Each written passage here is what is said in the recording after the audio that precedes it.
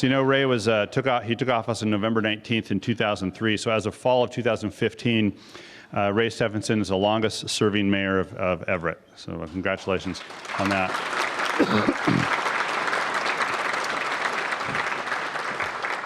As the mayor of the largest city in the county, Ray is focused on public safety, on economic and downtown development, on budget and finance, on quality of life issues, and on creating additional access to higher education opportunities here in our corner of the Northwest. He's a former president of the Puget Sound Regional Council and currently serves on its executive board, as well as the executive board of the Prosperity Partnership, and he's on the board of the Economic Alliance. He chaired Governor Inslee's 777X Permit Streamlining Task Force and previously served former Governor Gregoire on her Higher Education Funding Task Force. And with that, I'd like to now introduce our mayor, Ray Stephanson.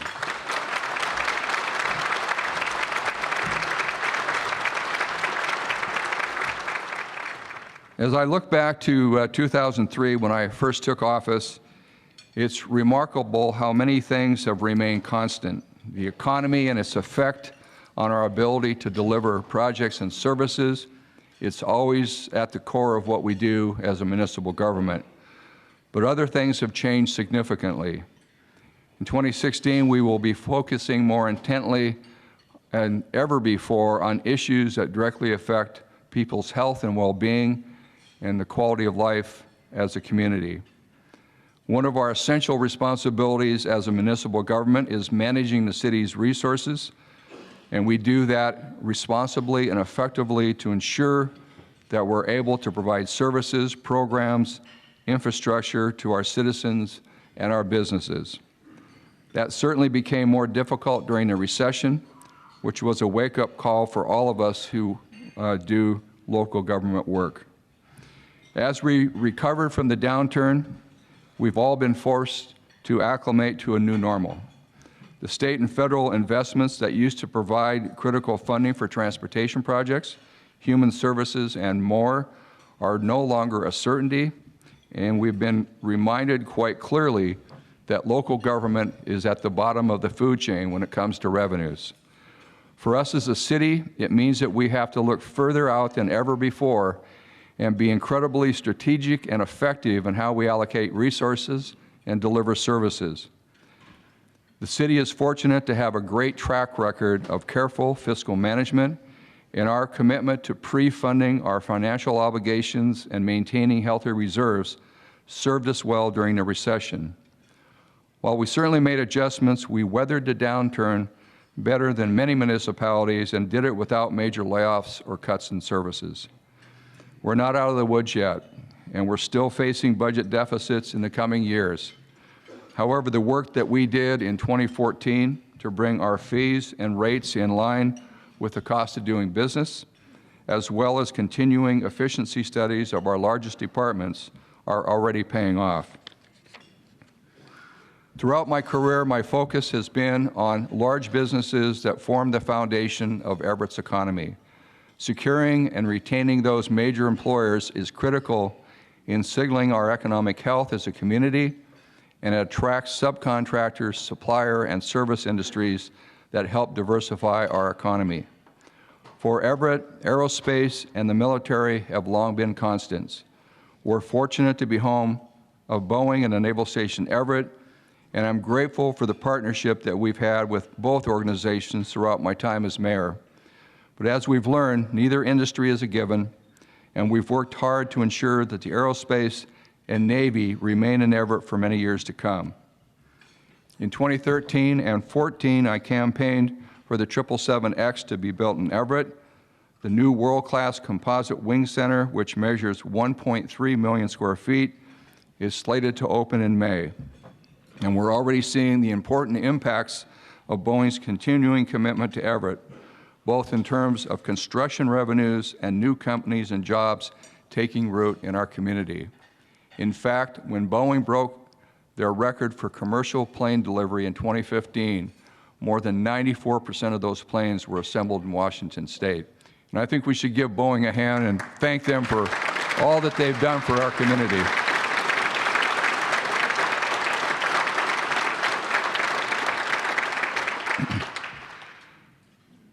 There have also been more than 1,200 trade workers on site building the new wing facility since October 2014. Everett is now home to 72 aerospace suppliers, including 2 companies who've added new locations here in 2015. And I know we'll continue to reap the benefits of being the home of the industry leader far into the future. This will be a big year for Navy as we welcome 3 destroyers to Everett, along with more than 300 new sailors and families. And while I'm disappointed the Nimitz will not return to Everett until 2019, I appreciate the Navy's consideration of sailors and families by limiting home port changes over the coming years. We know that Everett is a key strategic location for the Navy, and we will continue to work with military leaders here and at the Pentagon, as well as our congressional delegation, to ensure that Naval Station Everett remains a valuable asset to our country and to our region. While the Navy and aerospace have formed the foundation of the economy for many years, we're now seeing new industries emerge and expand. And as we've seen in recent years, the healthcare and maritime industries offer immense opportunities for our community, and I'm excited to see how they've established themselves in Everett. Everett is home to 2 nationally recognized healthcare providers in Providence Regional Medical Center and the Everett Clinic. The Everett Clinic's upcoming merger with DaVita will allow them to expand their services and move into new markets. And I believe the healthcare sector will only continue to grow in Everett, offering accessible, top-quality care to our community and new and exciting career paths for our students. While maritime industry has always been part of our history, it has reemerged in recent years as a new opportunity for creating stable, family-wage jobs and positioning Everett to compete in new markets in years to come. The Port of Everett hosted more than 195 ships last year, the most since 2000, and many of them serving the aerospace industry. The port is also hard at work preparing to welcome more of these larger ships in 2016 by strengthening the seaport's existing infrastructure and dredging and expanding their berth capacity. There is more to be done on the waterfront, and redeveloping the Kimberly-Clark property will be a critical piece in our effort to recreate the jobs that were lost when the mill closed in 2012. This site, if developed strategically, will provide a significant opportunity for rebuilding the West Coast commercial fishing fleet and will put us in a competitive advantage for state and federal maritime contracts. We need to see positive progress on this site in 2016, and my administration stands ready to work with future developers of this unique property. Overall, I'm optimistic about our economic prospects in 2016 as we build on our 2015 successes. Last year, we welcomed several companies to Everett, including Electric Mirror, Court Furniture, Flower Baking, and Fortive, a division of Danaher. Fortive is Everett's first Fortune 500 firm and the only one in the state not located in King County. The decision to launch this new international company from Everett is a reflection of our business-friendly environment and our strategic position in the aerospace industry. This year, we expect to finally exceed our prior revenue peak of 2008 with an estimated total revenue of $127 million. One major revenue contributor to our improving economy is the robust construction activity throughout the city. In 2015, we issued more than 6,500 building permits, representing $3.3 million in revenue for the city. For the past 2 years, we have exceeded our pre-recession numbers for permits, and we expect 2016 to be as strong. All of these projects will bring more residents, workers, and visitors to Everett for years to come. In no other area can we more clearly see the effects of changing revenue streams over the past several years than in transportation. The federal funding that used to support the critical infrastructure projects is far less certain, and it is left to state and local government to pull together resources for maintenance and mobility projects. And to that end, we advocated tirelessly in Olympia last year to ensure our legislators and the governor understood the importance of investing in these projects to keep goods and people moving throughout Snohomish County. We are home to the state's largest job center, and a reliable transportation infrastructure is critical to our success in advanced manufacturing network. Our work paid off. The state, in 2015, the package included $670 million for Snohomish County projects, including funding for both phases of a long-awaited freight mobility project that will keep trucks and traffic moving on 41st, Rucker, and West Marine View Drive, and construction on that project will start this summer. The state's budget also included funding for hard shoulder running northbound I-5 between Everett and Marysville and corridor improvements to SR 526. In return for the state's commitment, local government will need to make their own investment and in some cases provide matching funding. And I'm pleased that we're able to open the new Broadway Bridge to traffic ahead of schedule last month. Our traffic engineering team did a remarkable job of designing a detour route that minimized disruption to drivers and worked with our contractor to complete this project as efficiently as possible.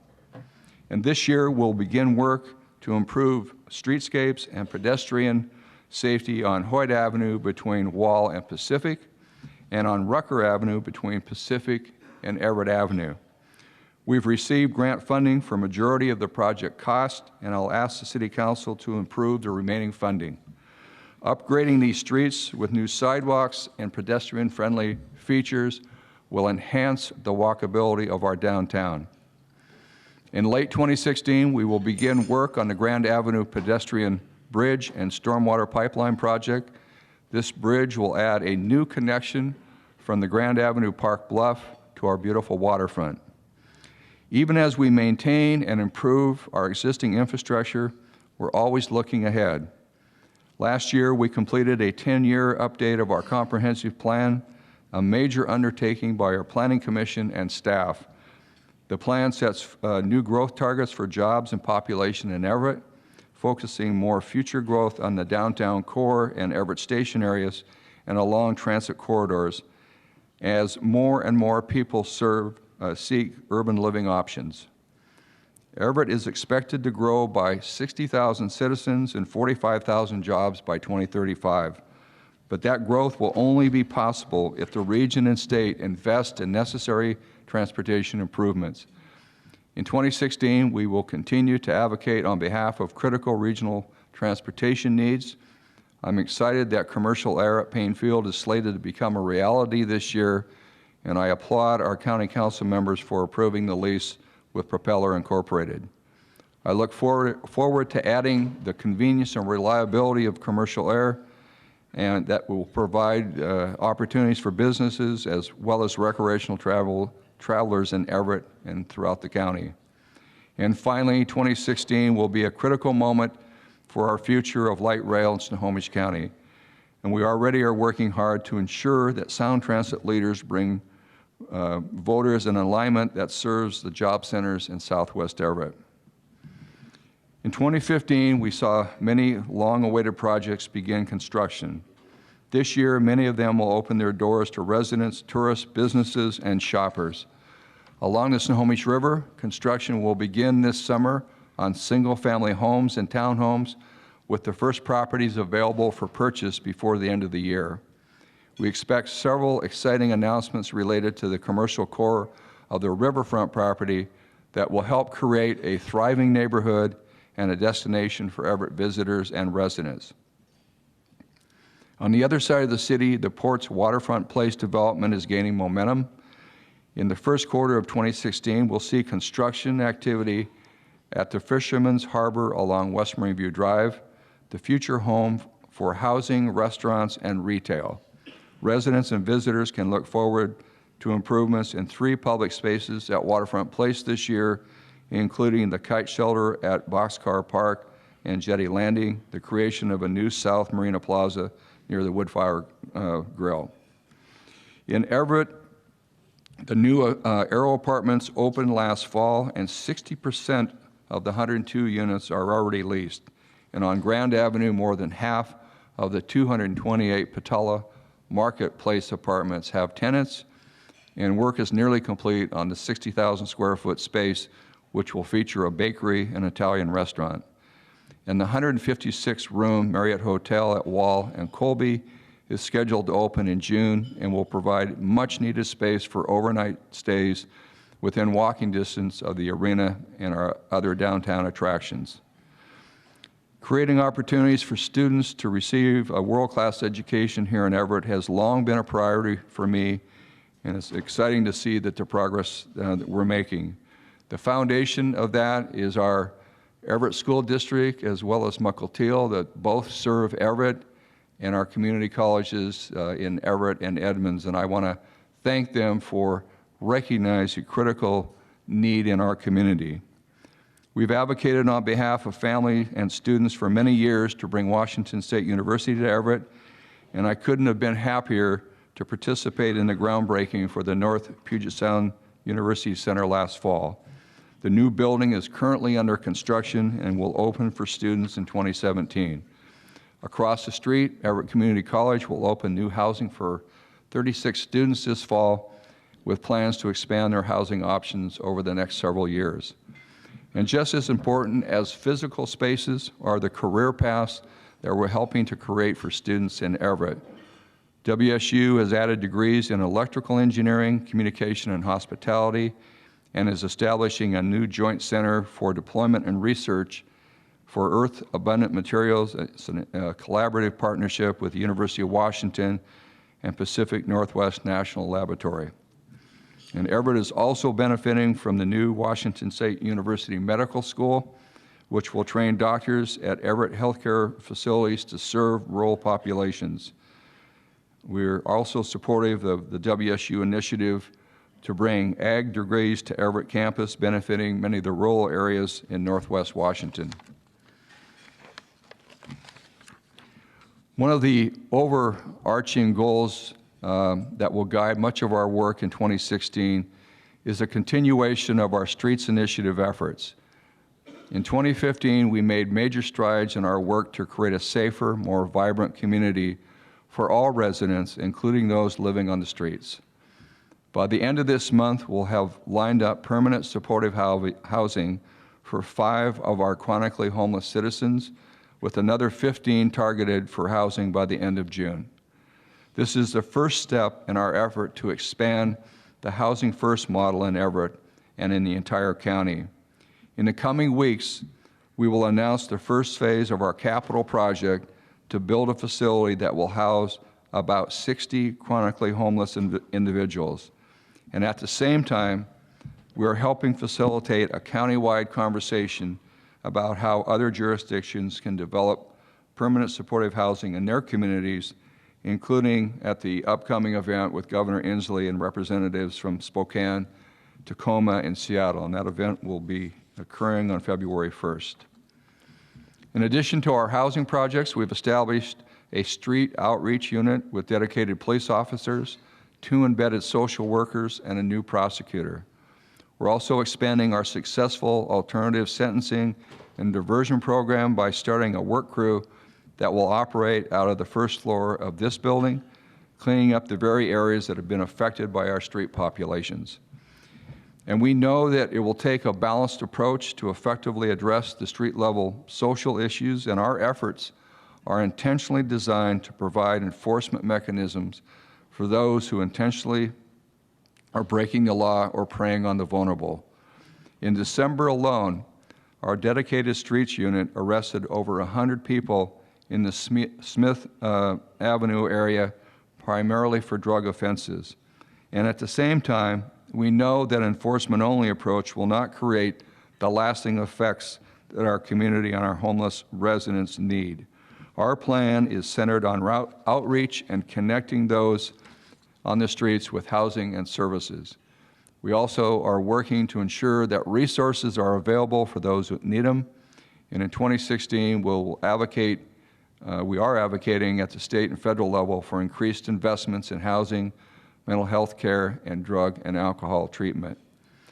I'm continually impressed by the vast experience, knowledge, and compassion that exist here in Everett, and I'm grateful for the significant support and leadership that's been offered by Snohomish County Human Services, great department, Dave, and the Snohomish County Jail, as well as community partners, many who are in the room today. Through our united efforts, we're making a real impact on the lives of our most vulnerable citizens. As I said at the beginning of my remarks, looking back over the last 12 years, there have been many reoccurring themes and challenges, and it's gratifying to see the progress we've made on so many fronts. Some of our initiatives and ideas have taken many years to come to fruition, and I'm grateful for the advocacy and support of so many of you in this room. 2016 will bring its own challenges and opportunities, and I know as a city and a community, we will rise to the occasion. Thank you.